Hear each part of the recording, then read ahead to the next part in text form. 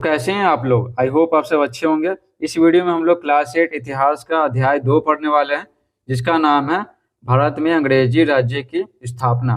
तो इस वीडियो में हम लोग इस चैप्टर का पूरा का पूरा जो प्रश्न उत्तर है वो हल करने वाले हैं। तो चलिए बिना समय गवाए वीडियो को स्टार्ट करते हैं। देखते हैं कि प्रश्न अभ्यास में कौन कौन सा प्रश्न दिया हुआ है। तो क्या है, आइए फिर से याद करें। रिक्त स्थानों को भरें। कह, भारत और यूरोप के बीच स्थल मार्ग से होने वाले व्यापार में डैश की महत्वपूर्ण भूमिका थी। तो किसकी महत्वपूर्ण भूमिका थी? अरब सौदागरों की। ठीक है, तो हो जाएगा अरब सौदागरों। सौदागरों, अरब सौदागरों की महत्वपूर्ण भूमिका थी, क्योंकि भारत और यूरोप, इसमें मान लेते हैं कि भारत है, ठीक है, यूरोप यहाँ पे थे, बीच में है ना ये अरब प्रदेश पड़ता था।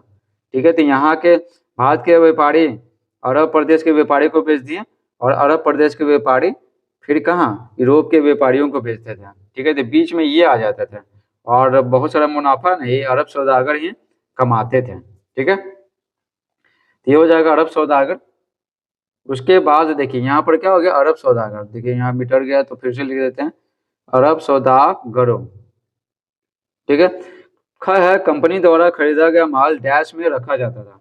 तो कहाँ रखा जाता था? फैक्ट्री में रखा जाता था, फैक्ट्री। ठीक है, फैक्ट्री। एक के बाद एक कई लड़ाइयों ने मराठों को डैश कर दिया। तो मराठों को क्या कर दिया? कमजोर कर दिया, कमजोर। ठीक है, अगला है डैश अंग्रेजों के साथ सबसे पहले सहायक संधि को स्वीकार किया। तो सहायक संधि को सबसे पहले स्वीकार किया हैदराबाद का निजाम। ठीक है, हैदराबाद का निजाम। यहाँ पर जगह कम है इसलिए ठीक है ऐसे लिखा है। अंगा है, डैश ने विलय नीति का अनुसरण किया। विलय नीति, तो अंग्रेजों ने, ठीक है ना, अंग्रेजों ने विलय नीति का अनुसरण किया। टू देखिए, सही और गलत बताइए। का है, यूरोप के व्यापारी भारत में अपना माल बेचने और बदले में यहाँ से सोना चांदी लेने आए थे। तो नहीं, यूरोप के व्यापारियों के पास कुछ होता नहीं था, तो सोना चांदी लेके आते थे, और यहाँ से जो भी कपास है, मसाले हैं, ये सब ले जाते थे खरीद के। तो यहाँ उल्टा हो रहा है, यहाँ से सोना चांदी लेने आए थे, तो नहीं। ठीक है, तो शुरुआत में ही वो सोना चांदी लेके आते थे और यहाँ से माल खरीद के ले जाते थे। ये हो जाएगा क्या? गलत। हो गया गलत। ईस्ट इंडिया कंपनी को भारत में व्यापार करने का एक अधिकार मिल गया। हाँ, तो ये सही है, मिल गया। भारतीय राज्य एकता के अभाव में एक एक कर अंग्रेजी शासन के अधीन होते गए। तो भारतीय राज्य ये एकजुट नहीं थे, इसी का फायदा अंग्रेजी शासन ने उठाया, और सबसे युद्ध लड़ लड़ के है ना जीत लेते थे उनका क्षेत्र। ये क्या है? ये सही बात है। ठीक है, ये हो गया सही गलत सही सही। अगला है, कर मुक्त व्यापार से बंगाल के राजस्व का काफी नुकसान हो रहा था। ये हो जाएगा सही। ठीक है, कर मुक्त व्यापार से, तो बंगाल के जो नवाब थे ना, तो अंग्रेजों को बोले ना कि ठीक है टैक्स नहीं लगेगा, समझे, तो काफी नुकसान हो रहा था ना फिर। अंगा देखिए, कंपनी की सेना की जीत हुई क्योंकि उनके पास भारतीय सेनाओं से बेहतर तोपें और बंदूक थी। ये हो जाएगा सही। ठीक है ना, अंग्रेजों के पास है ना एक से बढ़कर एक तोप था और बंदूक था, उसी के आधार पे है ना वो बड़ा बड़ा युद्ध है ना जीत जाते थे। अब देखिए, आइए विचार करें, यूरोप की व्यापारिक कंपनियों ने क्यों भारत के राजनीतिक मामलों में हस्तक्षेप करना शुरू किया। ठीक है, तो चलिए आपको बताते हैं पीडीएफ से। तो देखिए उत्तर लिखेंगे, यूरोप की व्यापारिक कंपनियों को करों में छूट और व्यापार में एक अधिकार राजनीतिक क्षेत्र से ही मिल सकते थे, और भारतीय राज्य एक दूसरे से लड़ने में मशगूल थे।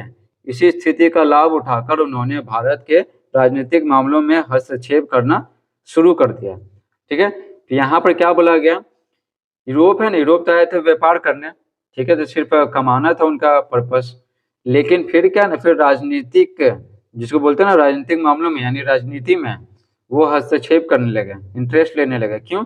क्योंकि उनको पता था ना कि अगर हम शासन करने लगेंगे तो जितना व्यापार कर रहे हैं ना, तो उस पर क्या टैक्स नहीं लगेगा। ठीक है, तो कर में छूट मिल जाएगा, तो ये बहुत लाभ मिलेगा। ठीक है, उसके बाद है कि व्यापार में एक अधिकार प्राप्त हो जाएगा, और कोई कंपनी है ना, दूसरे देश की कंपनियां व्यापार नहीं करेगी, तो बहुत प्रॉफिट होगा, बहुत लाभ होगा। ठीक है, ये हो गया। और भारतीय राज्य एक दूसरे से लड़ने में मशगूल हैं, एक दूसरे से लड़ रहे हैं, तो इस स्थिति का वो लाभ उठाना चाहते थे और अपने शासन है ना अपने हाथों में लेना चाहते थे। ठीक है, अगर ये लड़ते नहीं ना रहते, भारतीय राज्य एकजुट रहते ना, तो अंग्रेज शासन नहीं कर पाते। दूसरा है, अंग्रेज बंगाल पर क्यों अधिकार करना चाहते थे। देखिए बंगाल है ना, ये जो बंगाल है इसका मतलब पश्चिम बंगाल नहीं है, ये अभी का क्या है, ये अभी का बिहार हो गया, ठीक है, और क्या हो गया, झारखंड हो गया, बिहार झारखंड हो गया, पश्चिम बंगाल हो गया, पश्चिम बंगाल, और हो गया ओडिशा, ठीक है, ओडिशा जिसको उड़ीसा पहले बोलते थे, ओडिशा, ये राज्य शामिल थे, ठीक है। तो बहुत बड़ा राज्य था, यहाँ पर खेती होता था, ठीक है, बहुत ज़्यादा, अभी भी होता है, पहले का बात करें अंग्रेजों के ज़माने का, और यहाँ पर बहुत सारा चीज़ था, लोहा था, कोयला था, ठीक है, पश्चिम बंगाल में भी लोहा कोयला था, और यहाँ पर है ना, यहाँ पर बंदरगाह था जहाँ से माल है ना जाता था और आता था, और ओडिशा यहाँ पर भी वही है, ढेर सारा लोहा, कॉपर, एल्यूमिनियम, ठीक है, कोयला, ये सब है, ठीक है। तो ये सब पे अधिकार जमा लेंगे ना तो क्या है, सब कुछ मिल जाएगा। तो उत्तर लिखेंगे, बंगाल एक बड़ा और धनी प्रांत था। बंगाल पर अधिकार प्राप्त करने का अर्थ होता कि कंपनी राज्य में जो भी माल खरीदती बेचती उस पर उसे कोई कर नहीं देना पड़ता, कोई टैक्स नहीं। अतः इन्हीं व्यापारिक कारणों से अंग्रेज बंगाल पर अधिकार करना चाहते थे, ठीक है। तो बंगाल एक धनी प्रांत था, इस पर अधिकार कर लेंगे तो ढेर सारा चीज मिल जाएगा, जैसे अभी आपको बताया, ठीक है, अनाज भी मिल जाएगा, लोहा, कॉपर, एल्यूमिनियम, ये सब भी मिल जाएगा, कोयला भी मिल जाएगा, ठीक है।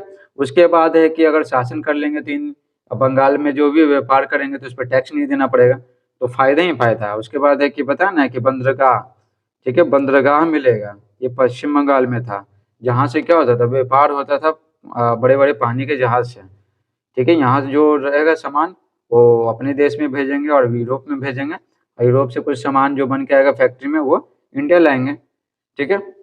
आगे देखिए तीसरा सवाल, क्यों और किन परिस्थितियों में भारतीय शासकों ने सहायक संधि की शर्तों को स्वीकार किया, सहायक संधि की शर्तों को। तो देखिए उत्तर लिखेंगे, अंग्रेज भारतीय राज्यों को अपनी आधुनिक सैन्य सहायता देना चाहते थे ताकि वे अपने पड़ोसी राज्य से लड़कर आसानी से जीत सके।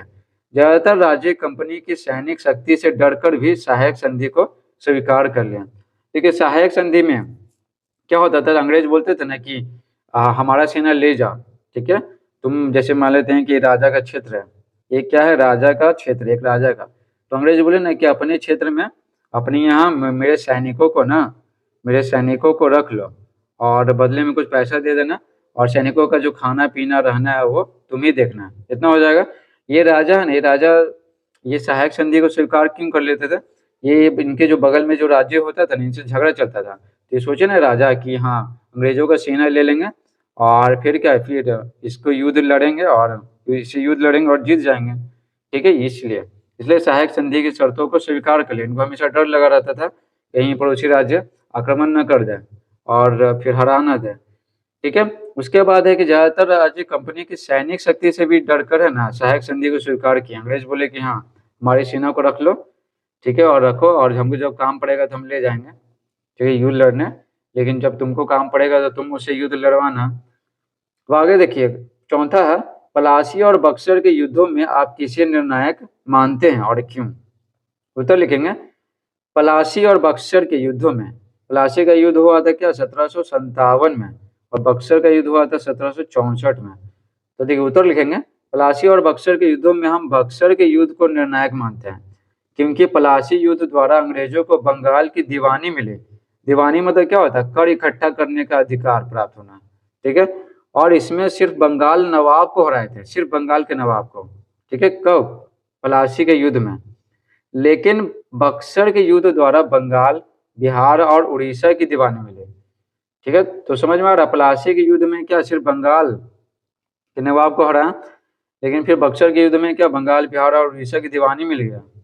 दीवानी मतलब इन राज्यों में टैक्स कलेक्ट करने का अधिकार मिल गया, और इसमें वे तीन शक्तियों को हराकर धीरे धीरे यहीं से पूरे भारत पर अपना अधिकार जमाने में सफल हुए। तो पता है ना बक्सर के युद्ध, ठीक है, बक्सर के युद्ध में दिल्ली, ठीक है ना, दिल्ली के जो मुगल राजा थे बहादुर शाह जफर उसको हराया। उसके बाद है कि अवध के जो नवाब थे शुजाउद्दौला उसको हराया, और बंगाल के जो नवाब थे कौन, बंगाल के नवाब मीर कासिम उसको हराया थे। ये बड़े क्षेत्र पे है ना अधिकार जमा लिया बक्सर के युद्ध द्वारा। और पलासी के युद्ध में तो सिर्फ बंगाल, ठीक है ना, बंगाल, ठीक है, बंगाल के जो नवाब थे उसको हराया था, समझे। बंगाल के नवाब को हराए थे और सिर्फ बंगाल में टैक्स कलेक्ट करने का अधिकार मिला। लेकिन जैसे ही वो बक्सर के युद्ध लड़े ना, तो कहाँ बंगाल, बिहार और उड़ीसा में टैक्स कलेक्ट करने का अधिकार मिल गया। तो ज्यादा निर्णायक कौन हुआ? बक्सर का युद्ध हुआ। इस प्रकार से पूरा चैप्टर समाप्त होता है। Thanks for watching.